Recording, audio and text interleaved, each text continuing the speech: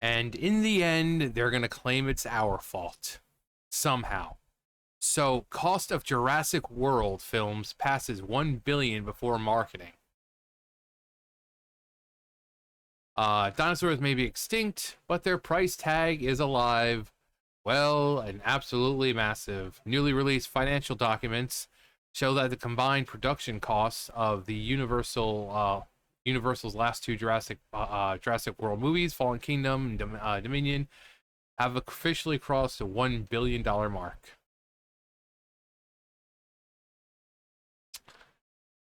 Uh, that makes them not only among the most expensive blockbusters ever produced, but a testament to how inflated modern franchise filmmaking has become. A record-breaking budget and nostalgia bait. According to Forbes, Jurassic World Dominion alone cost $583 million to make, overtaking Star Wars The Force Awakens to claim the title as most expensive movie of all time. And the figure only includes production, which, like, 500, 600 million dollars just for marketing. Like, these movies basically have to make like $1 billion just to break even. Do you know how hard it is for movies to break even? That's why when a movie makes $1 billion at the box office, it's it's such a big deal, because that doesn't really happen much. So only includes production. It doesn't factor in marketing, distribution, and merchandise campaigns, which often run into the hundreds of millions on their own. Filmed during the height of lockdowns in 2020, Dominion incurred costs from stringent safety protocols, long delays, and 5 months of cast quarantine in the Langley Hotel in the UK. Other expenses include a massive visual effects budget and sprawling international crew, and blockbuster level salaries for stars both new and returning. The film reunited Jurassic, we already know. Nostalgia, it turns out, comes at a steep price. Fallen Kingdom wasn't much cheaper, clocking in at 555 nice 0.4 million, thus bringing the total production bill for the two films just over 1.1 billion. Despite the towering costs, both films performed well at the global box office. Fallen Kingdom earned about 1.3 billion, while Dominion followed with 1 billion. However, studios typically take home around half of a box office revenue, and the rest going to theaters. By those estimates, Universal earned approximately 650 million from Fallen Kingdom and 500 million from Dominion. After deducing production costs, that leaves a modest theatrical profit, especially for Dominion, which barely broke even. Still alive, but I'm barely breathing. That's not the whole picture, though. These numbers don't include lucrative home video sales, licensing, theme park attractions, or... You guys can't hear it, but I have to hear it right now.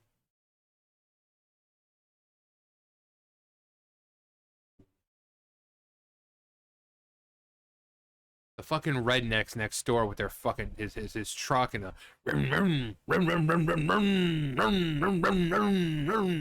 all hours of the day. It doesn't matter. You can hear that shit 1 o'clock in the freaking morning, and he's exactly the kind of person you would think. He's got the freaking 4 or 5 cars in the backyard. It's exactly what you think of when you think of the South. Or the amounts of merchandise the franchise continues to generate, nor do they include the marketing expenses, which studios rarely disclose in full. Even so, the narrow theatrical margins hint at a broader concern. Can modern blockbusters continue to justify such enormous budgets, even with brand recognition and global appeal? Will Goku be able to escape planet Namek before its tragic fate? Find out on the next exciting episode of Dragon Ball Z. No, tax breaks bring relief and incentive. Interestingly, one of the biggest winners of the dinosaur-sized spending spree may be the United Kingdom. Because both films were produced in the UK, they qualify for the country's film tax incentive program, which reimburses a portion of eligible production costs. Dominion reportedly received the largest single rebate in UK film history, over 114 million. That's in addition to 3.7 million from the UK's own retention scheme after the global health crisis. Fallen Kingdom also secured a generous tax break. According to the British Institute, as reported by The Guardian, every 1.33 the UK government gives out in film rebates generally generate roughly 11 million in added value to the British economy. I hope they mean million, not just roughly $11. These productions create jobs, boost local businesses, and drive long-term investments in the UK's film infrastructure.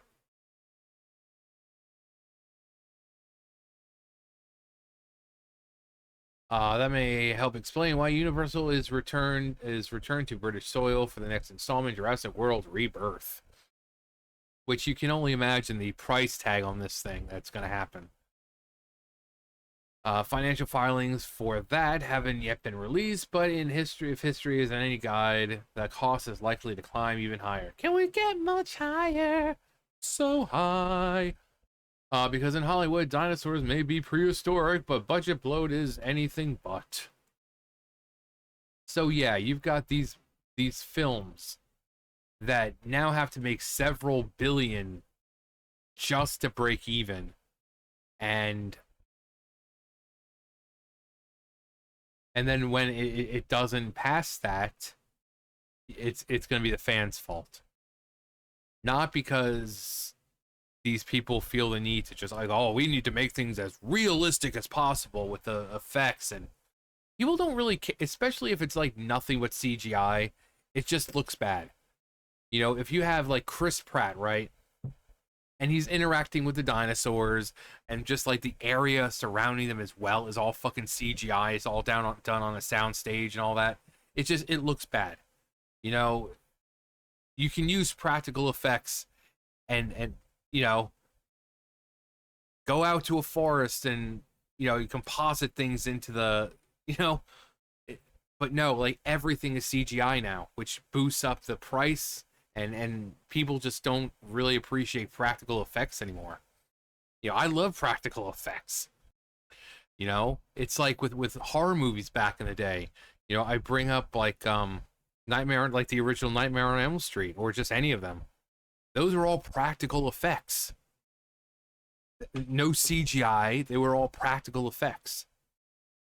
A lot of them, most horror movies had practical effects because, one, it gives more sense of realism, and two, just because they didn't have the tech back then to you know, for those kinds of effects. But it worked. You go back and watch the original Nightmare on Elm Street, and as goofy as it is with some of the, you know, like someone's chest bursting open and Freddy like, argh! You know, like the faces are like, you know, because they're just like dummies or whatever that were built in the likeness so that they can do these cool effects. You still have to appreciate the fact that they went that far to do it. Like the effect on how they did with the scene with Johnny Depp's character when he gets into the bed and you see all the blood splattering up onto the ceiling. Just how they did that. It's so cool. If you actually go watch like the behind the scenes kind of thing and see how they did it, that's really cool. That's really cool. It's a practical effect. But now, whether it be horror movies or action movies, or like you have like the MCU stuff, it's all like CGI. The TV shows, you see stuff like Rings of Power and all these other shows, it's all CGI. And then they wonder why their costs are so high. Just keep doing practical effects. Limit yourself to how much CGI you're using. You don't need an entire landscape to be CGI. You don't. But like you can look at this, just this picture right here. Like even the background, it doesn't even look like it's there. It looks like it's just CGI. Like this looks like it's from an animated movie, not a live action film. You know? But, you know, the more they try to make things look realistic, It's just gonna whoop right there in price. And then next they're gonna have to make like a billion 500 million just to break even, which means they would have to make more than that just to make a profit. And it's just not in the cards. It's not. These people, Hollywood needs to spend less time worrying about making things look realistic and just make things entertaining. Like, we don't care what the movie looks like as long as it's good. It could have tacky effects for all we care. It could be cheesy like the 80s horror, slasher movies. As long as it's good. We don't need super realistic dinosaurs. We just, look what they did back in the 90s with Jurassic Park. They don't have to be super realistic. That whole T-Rex, for the most part, was animatronic. Jaws back in the day was animatronic. So it's possible to do. But they care more about, we need to make it as realistic as possible. And it takes away because everything becomes CGI. You see I saw behind the scenes for I don't remember what movie it was, but they had a building, and even that building, they like CGI'd crap on top of it to make it look bigger. It's like, well, then why film there? Just why not build it on a soundstage or something? Why not build your own rather than, we're gonna CGI this, and it just takes more time and effort than it's worth. But yeah, this much money,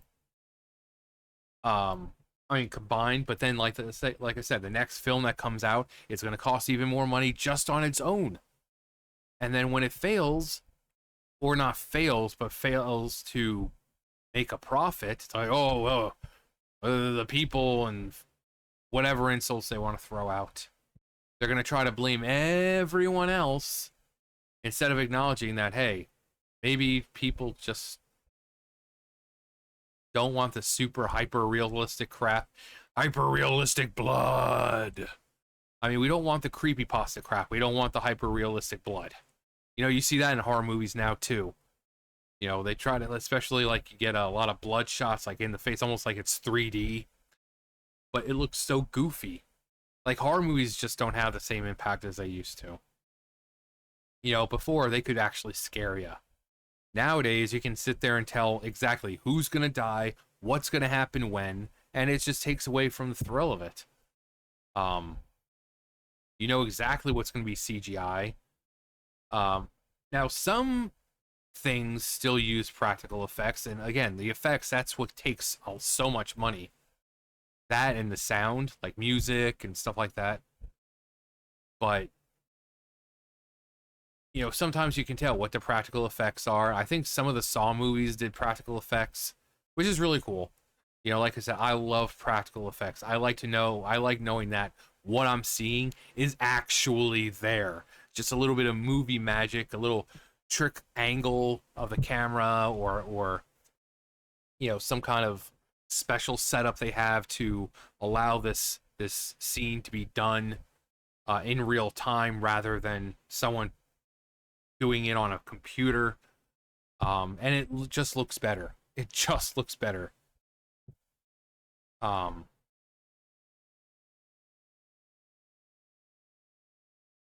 Chris Pratt is like, stop in the name of love.